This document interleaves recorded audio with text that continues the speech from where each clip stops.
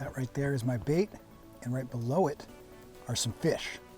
So as I lift my bait up, my rod tip up and down, it's gonna move my bait up and down. So now, oh, fish is going right up to it, right up to it. Hit it, hit it. Got it. Oh. Oh, they came up to it. So now they went back down to the bottom. So now I'm gonna drop down to them here, just above. Let's see if I can get them to come back up for it again. Here they come. Here they come. Here he comes. Come on, buddy. Got him. Wow. Wow.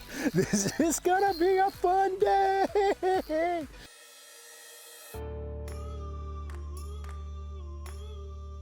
Here comes another one.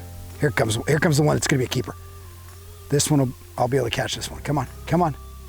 Still hasn't bit it. There he is. There he is. Yes. There we go. Holy cow, guys.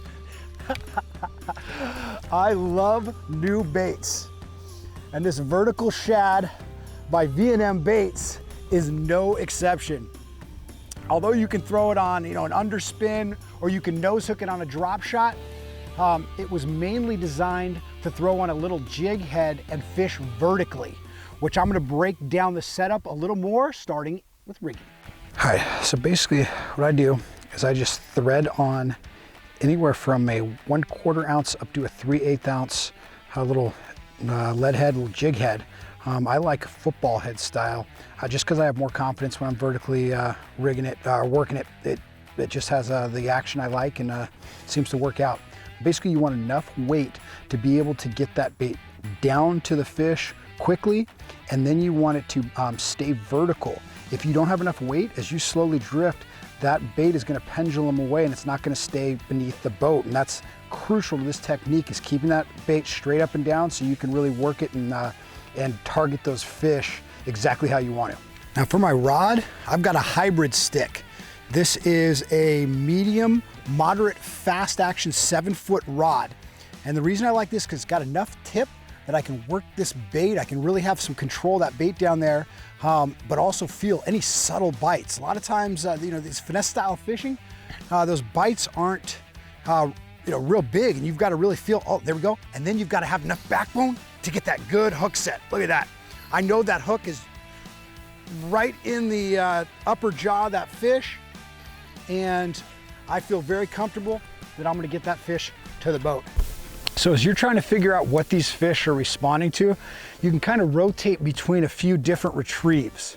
The fish, sometimes they're waiting for fish to fall down to the bottom and eat them. And that's how they've been actually getting their food. But other times these fish are looking upwards and feeding up. So they're waiting for shad to come over above them, and they're gonna come up and eat them, and that's the presentation they want. So that blue stuff is just interference from the trolling motor, but that's a fish right there. So I'm gonna drop down on him. And now we're gonna be looking for our bait. That's our bait coming down.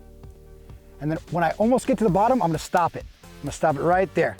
All right, so it's right at that 20-foot depth. And I'm just now shaking that bait. Now let's see if one of those fish comes up and eats it. Those are good readings too. So those are definitely fish down there. And we're waiting for one of those to come up towards the 20, towards my bait. Let's see if he'll come up a little higher. Yeah, here he comes. Here he comes, here he comes. He's on there. Oh, there we go. I love it, I love it. As you can see, guys, this is a blast. But as you're probably saying, if this is a new technique to you, you're probably going, all right, well, how do I actually find those fish? And you're absolutely right. Because you're fishing vertically, you're not making casts, you're not covering a lot of water. So you've got to fish areas where you're gonna be able to see them on the graph, right? Or if you don't have good graphs, where you are very confident that there are gonna be some fish there. So let's talk about that right now in location. So this technique is all about getting vertical on the fish, being above them to be able to drop down on them. Now this happens a lot of times if the bass are relating to bait fish. They school up, they go a little bit deeper. Usually for this technique to be effective for me, I need to be about 20 to 40 feet deep. There we go. Now there's exceptions, sometimes I'll get them all the way up to 10 feet doing this vertically, but that 20 to 40 foot really seems like it is the most effective. And when you do it, when you're doing it correctly around the right fish, you get immediate results like this. Now, some of the areas to actually go start out at are, you know, kind of the usual suspects, right? I always talk about those, you know, gradual sloping main lake points, and that's where I just caught this fish right now. I haven't fished it at all. I just pulled right up onto it. That was the first cast, got him. Main lake points will always carry fish. Then you can work back into the creek channels. The bait will gradually work back into some of these creek channels and stuff, and if you've got good electronics, you can target some of the bends in those creek channels, and if you find the bait, you'll find fish all around them. But also, if you don't have very good electronics, you can go to some of those secondary points, some of those little points that stick out in those creek channels, and bass will wait on those and wait for shad to come over and ambush them. So if you spend time on there, you're gonna catch fish. And then some other areas would be, you know, steep walls, whether it's a man-made like kind of seawall or it's just a real steep bluff. Then, you know, dock pilings, deep dock pilings, you can really work those up and down. Buoy lines, if you've got some mooring buoys and things like that. And then even obviously trees and stuff that's moving up and down vertically in the water. Basically anything these fish can relate to and then move up and down to be able to target different depths is gonna be perfect, because that's gonna be an area where those fish can really adapt to any situation they want. And so you targeting them, dropping down this bait, you can work it at different depths until you figure out where and how those fish want it presented. Here we go. Oh yeah, finally! Holy cow. Guys, this has been so much fun fishing today.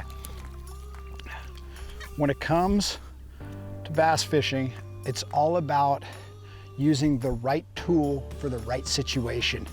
And this little Vertical Shad by V&M Baits is the perfect presentation when you're above those bass and you're fishing straight up and down. It looks so much like the different bait fish and stuff they're feeding down there, but you can present it exactly how you want. You can watch it, you can really finesse this, and it just makes for an excellent bait. I hope you guys go out and have some fun with it. Let me know how it goes, because experiment with it, tell me what you think, and I'm gonna guess you're gonna like it a little bit. And for you guys, I know that some of you guys don't have good graphs. You know, you go, oh, Travis, you're just watching your graphs. I can't do that. Well, then throw it on an underspin, throw it on a drop shot. You can make casts and stuff. This is a versatile lure that you can use, you know, in different ways also. You don't have to just use it on this little jig head. But when you do, it can be very, very fun. Anyway, guys, I'm Travis Moran. You already know this. If you don't, then you need to subscribe to the Lucky Tackle Box YouTube channel. Hit that thumbs up button and leave a comment if you got any questions. I always try to browse through there and answer as many as I possibly can. Anyway, guys, till next time, I'll catch you out on the water.